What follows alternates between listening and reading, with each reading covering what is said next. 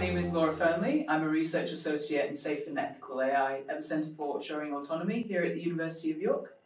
Now, as you'll be aware, advancements in AI are proceeding expeditiously, which has meant that questions surrounding their safe development and deployment have become increasingly urgent. We hear the term AI safety everywhere, from global political movements to government task forces. And despite its centrality to public discussions of AI, no clear consensus has emerged, either in practice or in academia, about what constitutes a safe AI system. Plenty of research papers have attempted to fill this lacuna by defending a particular definition of AI safety. In this paper, Concept Creep in Safe AI, me and my co-author, Professor Ibrahim Habli, take a different approach to analysing the safety of AI systems. We do not aim to gain normative ground by defending a preferred definition of safety. Rather, we take a step back to look at the evolution of the concept and its associated meaning within AI discourse. We find that following technical advancements in AI systems, what it means for a system to be safe has dramatically shifted.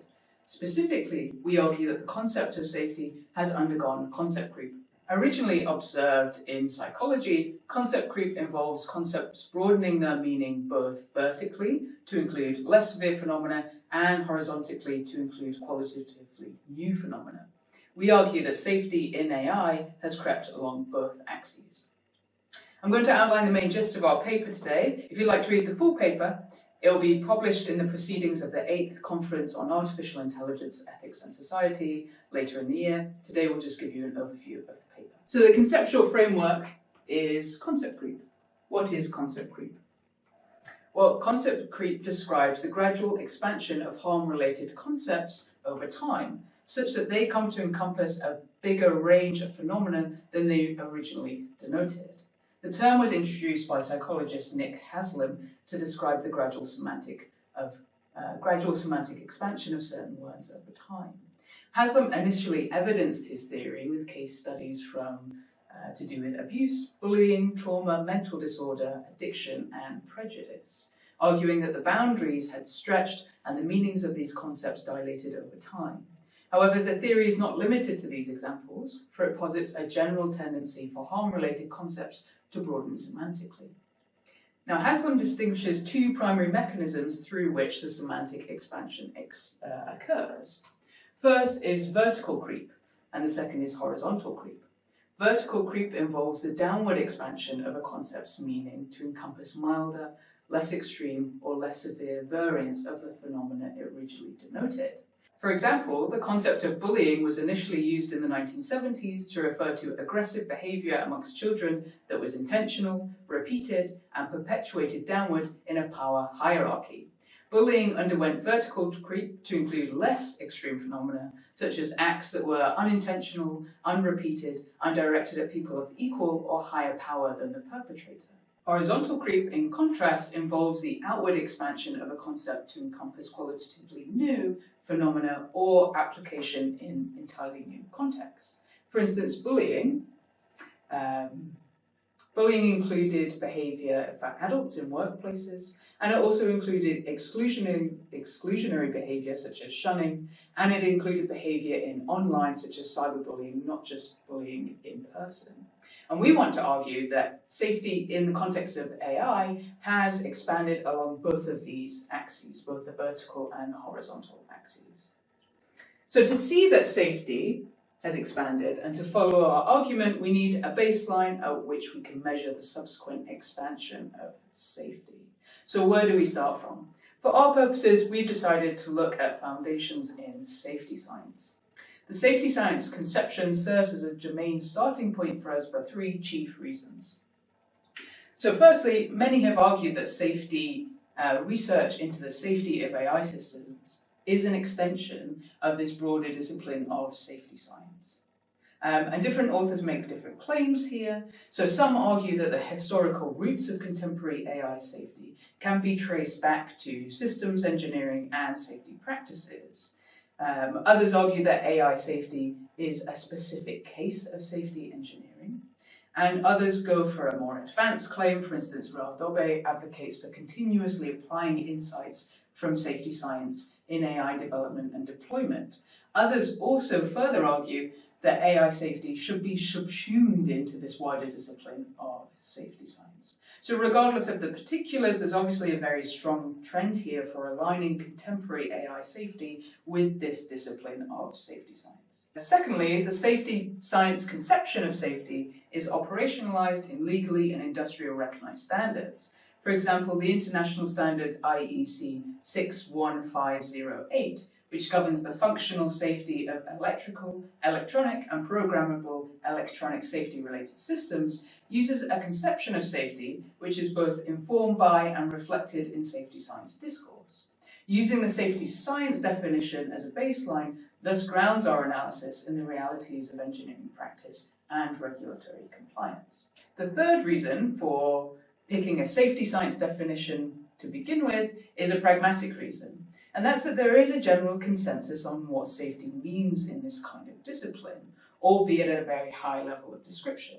Safety science therefore provides a lucid notion of safety which can serve as a baseline against which subsequent conceptual expansion can be examined and can be measured.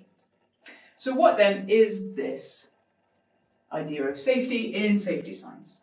Well, safety is often characterized as the state of being free from or not causing unacceptable risk of harm. Now, it's important to stress here that this is by no means the only definition or understanding of safety in the field, but it is a dominant definition, and it's especially dominant in industry. It's also important to stress that safety is a context-sensitive property. Whether a system is safe depends upon the operational context and the system's ability to carry out its intended purpose within and beyond a defined context. But there are two key principles within this definition that we're using that are worth elaborating on in a bit more detail. Firstly is the idea of risk acceptability.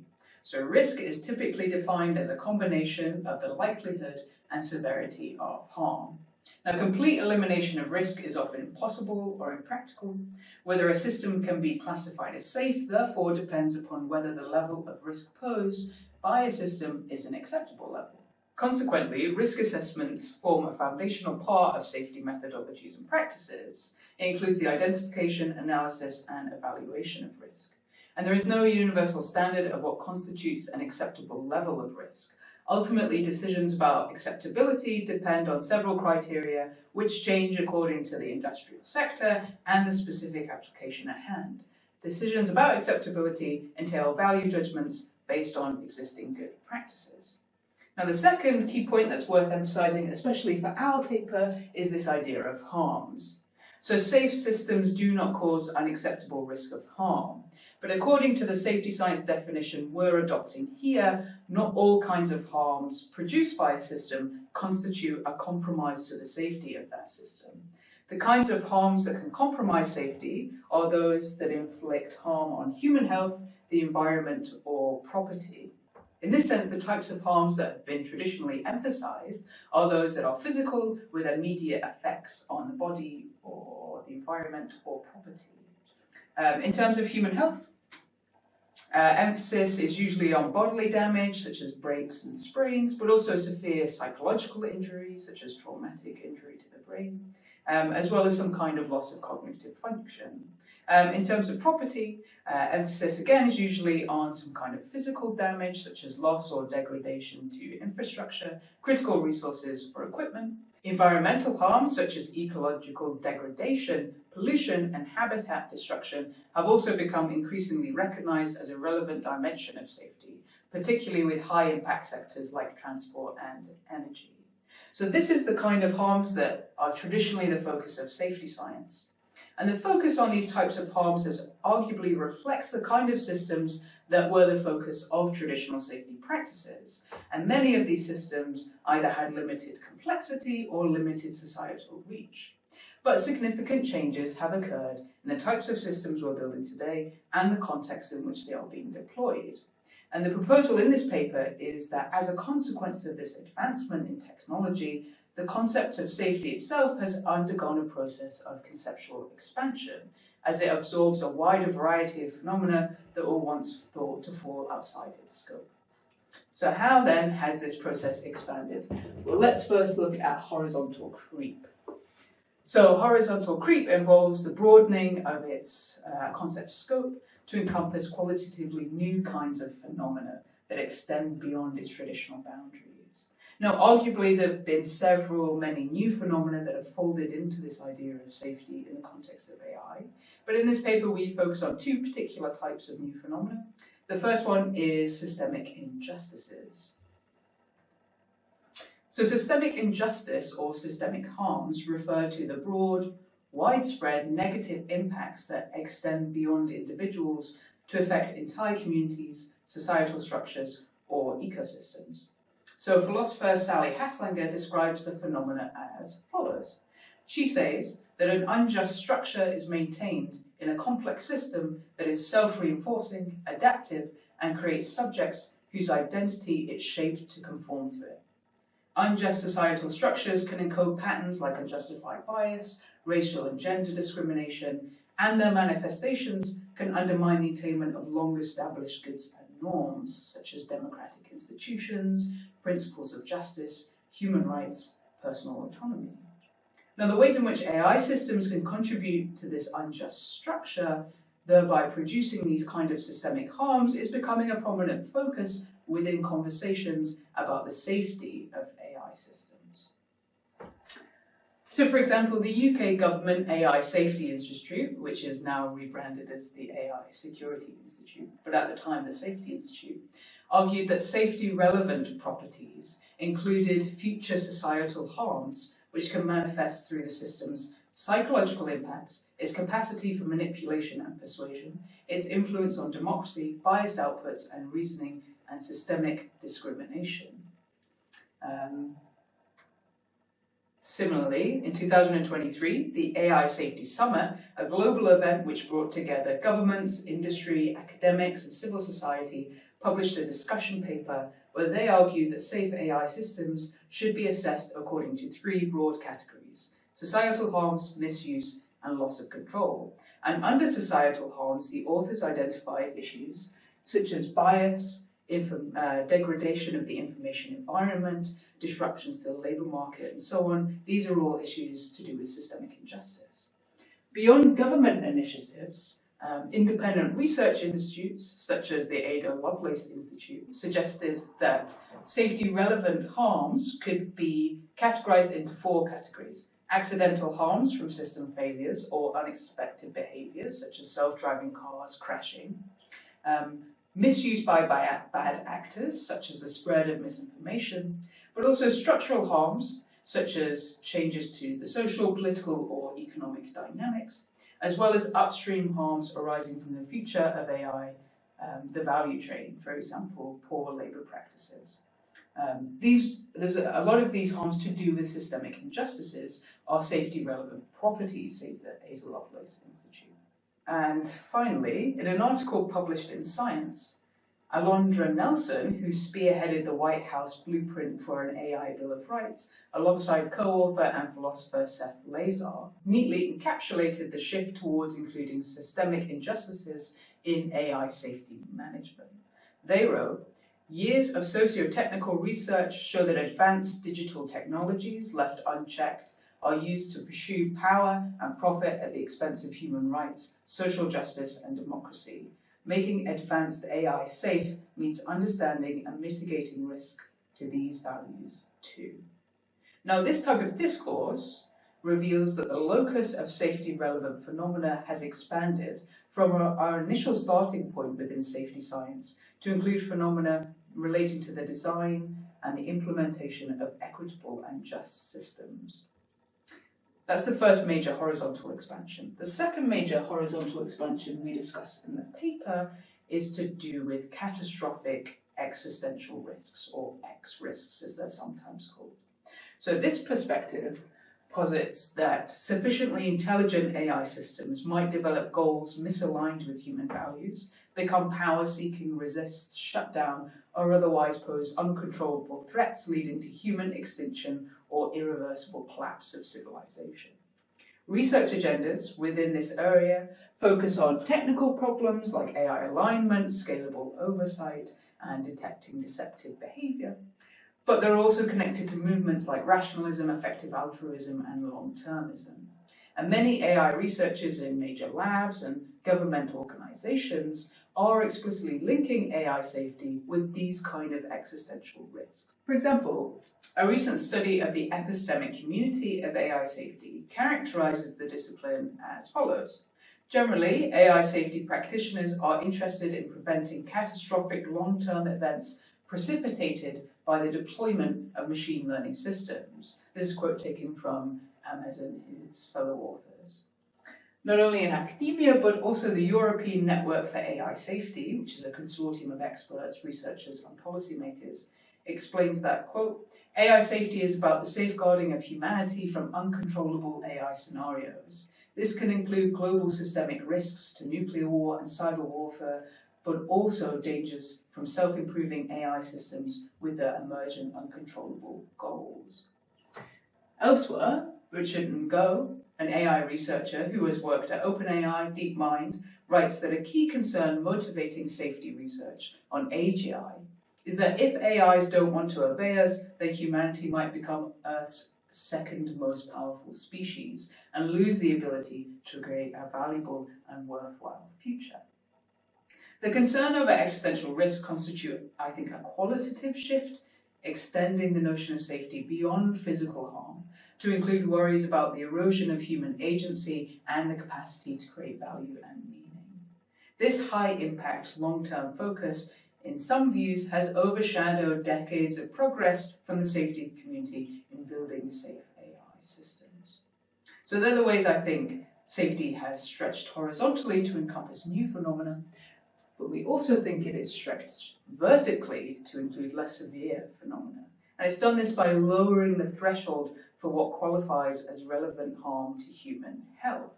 In particular, we think that impacts to emotional well-being or well-being more generally are being folded into the safety conversation when really it was about severe psychological integrity or declining cognitive functions. There's been lots of empirical research on generative AI tools and large language model-driven conversational chatbots that show a link between systems and our emotional well-being or emotional states or intentions and our beliefs. In some cases, it's been shown that regular use of LLMs can be linked to emotional distress, overdependence on these systems, and addictive behaviors. One study found a deterioration in the mental states of over 34.4% of participants that regularly engaged in dialogues with these character-based chatbots, and the psychological degradation was especially prevalent in vulnerable users. Other studies have shown that over-reliance on chatbots is both a risk factor and a complication of depression and loneliness. Now, there is much more literature that demonstrates an indicative correlation between increased deterioration of our mental states and our mental well-being and the increased use of certain generative AI systems. And following these types of empirical findings, researchers and regulators working in the safety of AI have extended the concept of what it means to talk about human health to include emotional and mental well-being. And this kind of creep isn't just found in academic works, we can also see it in some kind of regulatory works. So the Article 5 of the EU AI Act brings together concerns about psychological harm and manipulation. So it says that subliminal techniques beyond a person's consciousness that exploit any vulnerabilities of a specific group of persons due to their age, physical or mental disability, in a manner that causes or is likely to cause that person or another person physical or psychological harm should be prohibited. Now, the Act is not explicit in its definition of psychological harm, but scholars have argued that we should understand it quite broadly to include conversations about mental health and well-being to address the types of ways that AI systems can induce psychological harm in users. The particular concern for vulnerable users in these types of discussions on emotional and mental well-being suggests a particularly nuanced driver for this kind of vertical creep. It's not simply a generalized rising sensitivity to harm, but rather a targeted ethical concern for specific populations perceived as being less resilient to these kind of systems. Now, traditional safety science methodologies might have treated risks equally as equally distributed amongst users. But what this kind of creep is saying that we should be taking into account the particular characteristics of users and how they might be vulnerable to certain kinds of risks, and this has caused a kind of vertical expansion in the harms that we should be considering. So to summarize what I've been trying to argue in the paper is that the concept of safety, when we take it from our baseline definition that we've adopted in the world of safety science, has undergone some kind of conceptual expansion. So it's undergone a vertical conceptual expansion by lowering the threshold for what gets to count as a relevant safety harm. In particular, we believe that there's a lot of talk about emotional and mental well-being is now a safety relevant property for an AI system. But it's also undergone some horizontal expansion because new kinds of harms are getting folded into the concept. And we focus particularly here on existential risks, but also systemic injustices to kind of illustrate the point. So concept creep is often characterized as an ambivalent evolution of a concept. But we agree with this broadly, but we do want to argue that some of the promising developments, but also problematic trends that we've recently witnessed in the AI safety community, can be understood, at least in part, as a consequence of this kind of concept creep. So I'm just going to very briefly talk through some of the problematic trends, but also promising things that we think have come about as a consequence of concept creep. So first, something good, which is the development of holistic risk management frameworks. So risk management methodologies are central to determining whether the risk posed by a system is acceptable and therefore whether the system is safe. Expanding the notion of safety has encouraged practitioners and policy makers to consider a diverse and multifaceted range of harms, ones that might have hitherto been overlooked. And this has had several good advantages for risk management. There's now a burgeoning literature on these kind of multifaceted risk management frameworks. So the benefits, in a straightforward sense, is that it acknowledges the plurality of ways AI systems can induce harmful phenomena, a recognition which is essential for assuring the safety of such systems. Furthermore, risk management not only sheds light on and predicts and quantifies the likelihood of potential downstream harms, but it also surfaces the intricate ways and mechanisms that these kind of influence each other and make the risk occur or likely to occur. And this is beneficial, of course, for the AI safety community, but it's also beneficial for other communities such as the ethics of AI, which are dealing in similar things. The second advantage is related to safety cases. So a safety case is a structured argument supported by explicit evidence that explains why a system is acceptably safe for a specific application within a particular context. Current safety literature is largely dominated by arguments focused on risk of physical harm. The broadening of safety's concept in the current AI debate presents an opportunity for safety cases to evolve, we think. They can encourage developers and deployers to articulate more explicitly the specific types of harms they consider appropriate and to present clearer arguments for why these specific harms are relevant to the safety of their systems. Further, they can explain how such risks have been mitigated to acceptable levels and, crucially, for whom. Who is this safe for? This approach and mindset has the potential to improve the clarity and communication, whether the risks involve a refinement of existing harms, such as kind of vertical creep, or whether they involve talking about new harms, such as systemic injustices. Essentially, we think this is an opportunity to create clearer safety cases and be explicit about what kind of harms you're trying to mitigate for the system. Now, there are two potential positives. But safety's creep is not without its challenges. So in recent years, the field of AI safety has experienced growing internal tensions within the discipline. And these have created kind of factions within the discipline. A particular point of contention is, we think, the inclusion of systemic injustices. As an illustrative example, here's a quote from John Tasioulas, who's the director of the Institute of Ethics and AI at the University of Oxford. And in an interview, he said, in the wake of the 2023 AI Summit, As anticipated, the concept of safety is stretched in the declaration to include not only avoiding catastrophe or threats to life and limb, but also securing human rights and the UN Sustainable Development Goals, etc. Pretty much all values under the sun. So here's a worry that the concept is being stretched too far by including systemic injustices.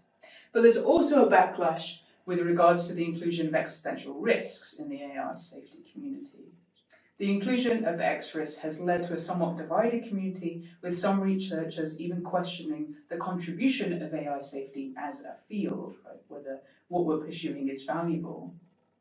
Now, whether members of the AI safety community lament or welcome the conceptual expansion of safety, it has nonetheless contributed to a somewhat fractious atmosphere within the field.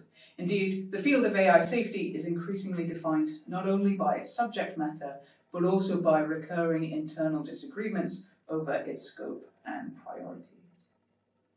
So there's some of the consequences we think come out of concept creep. We don't want to say that the process is either good or bad, but it can have important consequences for the AI safety community. So let me summarize by what we've kind of said so far. So we wanted to say that our baseline concept of safety, understood as one in safety science, has undergone a process of conceptual expansion as it tries to absorb these wider concerns and newly found risks when it comes to AI systems, phenomena that were once thought to fall outside its scope.